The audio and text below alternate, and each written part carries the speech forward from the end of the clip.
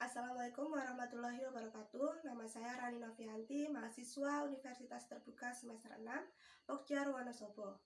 Saya akan melakukan praktik video pembelajaran untuk tugas tutorial 1, yaitu tugas panduan pemantapan kemampuan mengajar. Silahkan menyaksikan, terima kasih. Assalamualaikum warahmatullahi wabarakatuh. Selamat pagi anak-anak. Bagaimana kabarnya hari ini? Sehat? Luar biasa. Oke, bagus. Oke anak-anak, sebelum kita memulai pembelajaran, kita harus berdoa terlebih dahulu. Silakan ketua kelas memimpin doanya. Doa selesai. Sekarang ibu guru absensi dulu ya. Apakah hari ini ada yang tidak masuk? Wah, luar biasa, hari ini masuk semua, nggih. Semuanya berarti sehat dan siap melakukan pembelajaran. Oke, ada yang tahu hari ini kita belajar apa? Sekarang anak-anak, kita buka bukunya yang tema 9, Kayanya Negeri itu. Oke, dibuka yang subtema 1 tentang kekayaan sumber energi di Indonesia yang halaman 6, ya, dibuka yang halaman 6. Hari ini kita akan belajar tentang lingkungan. Oke, kita hari ini belajar tentang lingkungan.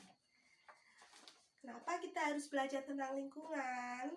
Agar siswa-siswa tahu apa itu lingkungan, apa saja fungsi lingkungan, apa yang harus dilakukan kita sebagai manusia kepada lingkungan. Oke. Sebelumnya, siswa harus membaca ini dulu ya. Lingkungan dari halaman 6 sampai halaman 7 dibaca semuanya. Nanti baru ibu akan menjelaskan. Oke? Silakan membaca, ibu guru beri waktu 10 menit ya buat membaca. Oke, silakan membaca anak-anak. Oke, sudah selesai membacanya ya. Sekarang ibu jelaskan. Oke, yang pertama tadi siswa-siswa sudah membaca lingkungan. Apa ya lingkungan itu, ada yang tahu? Ada yang tahu apa itu lingkungan? Jadi lingkungan itu adalah segala sesuatu yang ada di sekitar manusia yang mampu mempengaruhi kehidupan manusia. Contohnya apa ya? Sekarang di kelas ini ada guru, ada siswa yang saling mempengaruhi. Jadi ini adalah lingkungan kelas yang saling mempengaruhi. Contoh mempengaruhinya apa? Bu guru mengajar siswa agar siswa menjadi pintar, agar siswa menjadi cerdas. Juga contohnya sesama siswa. Sesama siswa saling bermain, saling bekerja kelompok. Itu kan mempengaruhi. Ketika bermain, siswa menjadi senang, menjadi happy. Ketika bekerja kelompok, siswa saling membantu. Bagaimana memecahkan masalahnya. Oke. Selanjutnya ada 3 fungsi lingkungan. Apa saja ya 3 fungsi lingkungan? Yang pertama, lingkungan sebagai tempat mencari makan. Yang kedua, lingkungan sebagai tempat bekerja. Yang ketiga, lingkungan sebagai tempat tinggal. Sekarang ibu jelaskan dari yang pertama. Lingkungan sebagai tempat mencari makan. Apa ya? Lingkungan sebagai tempat mencari makan. Contohnya adalah nelayan. Lingkungannya sebagai tempat mencari makan adalah laut. Jadi nelayan ke laut mencari ikan, yang nantinya ikannya untuk dikonsumsi sendiri atau dijual, nantinya mendapatkan uang untuk membeli kebutuhan makan, kebutuhan pokok, atau kebutuhan sandang, kebutuhan lainnya. Ada lagi contohnya yaitu petani. Petani tempat mencari makannya ada di sawah. Nanti menanam padi, nantinya menjadi beras ya. Jadi padi, jadi beras yang nantinya bisa dikonsumsi sendiri atau dijual lagi untuk mendapatkan uang. Contohnya ada pengusaha nih. Di sini ada pengusaha memperoleh sumber penghidupan nafkah dari proses produksi, yaitu mengelola bahan-bahan dari lingkungannya. Jadi perusahaan atau pabrik ya membuat makanan ringan yang nantinya dijual, didistribusikan. Contohnya siswa sering beli jajan, itu kan yang dibuat dari pabrik, dari perusahaan. Nah, perusahaan mendapat makanan atau dari bahan-bahan lingkungan lainnya. Contohnya ada keripik salak atau ada ada keripik pare, itu kan dari lingkungan ya. Tumbuh-tumbuhan yang diproduksi yang nantinya dijual lagi. Oke. Sekarang lingkungan sebagai tempat bekerja. Lingkungan tempat bekerja itu apa ya?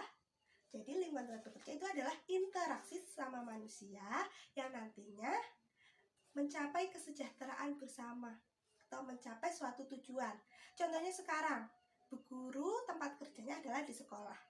Tugasnya mengajar siswa agar siswanya cerdas. Tujuannya itu agar siswanya cerdas, agar siswanya belajar sopan santun, tata krama. Siswanya jadi mengerti apa yang Bu Guru sampaikan, jadi paham apa yang Bu Guru sampaikan.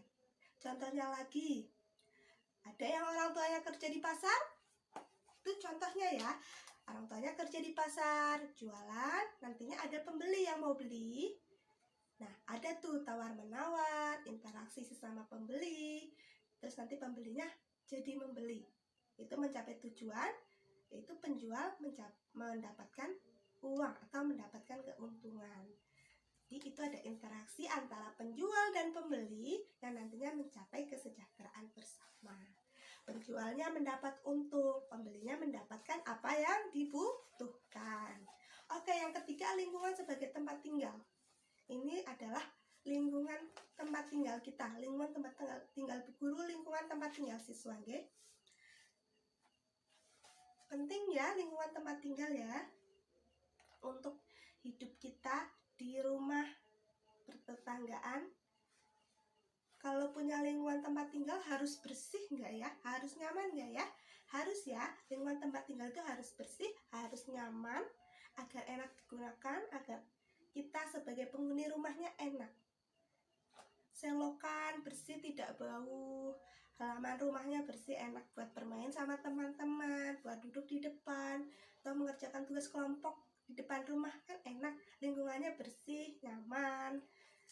Terus lingkungan tempat tinggal itu suka sekali ya, contohnya kan rumah kita, di lingkungan kita, di RT, di komplek kita itu suka ada gotong royong ya.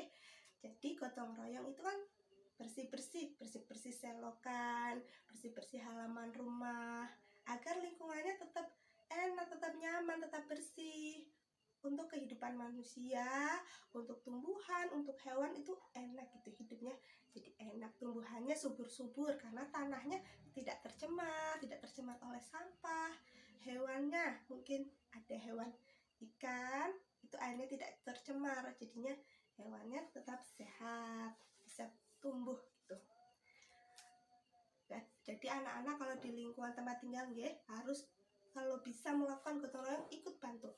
Hal-hal kecilnya, contohnya mencabut rumput, terus membersihkan halaman, menyapu-nyapu ikut ya, membuang sampah tidak sembarangan, banyak yang dilakukan ya. Oke, sudah semua Ibu jelaskan.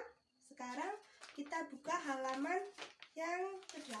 Halaman 8. Ini nanti siswa kerjakan ya, cari kata-kata sulit, nanti dicari kata apa, terus dicari artinya. Oke, dikerjakan di rumah, besok kita cocokkan. Karena waktunya sudah habis. Apakah ada yang mau ditanyakan? Atau sudah paham? Kalau ada yang mau ditanyakan, silahkan ditanyakan ya. Kalau tidak ada, karena waktunya sudah habis, mau Ibu tutup. Oke, Bu mau bilang terima kasih juga kepada anak-anak yang sudah memperhatikan, mendengarkan. Semoga siswa-siswa paham ya apa yang Ibu sampaikan, semoga mengerti, jadi ilmu yang bermanfaat. Karena waktunya sudah habis.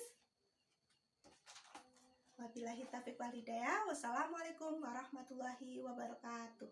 Terima kasih telah menyaksikan video pembelajaran. Kurang lebihnya mohon maaf. Wassalamualaikum warahmatullahi wabarakatuh.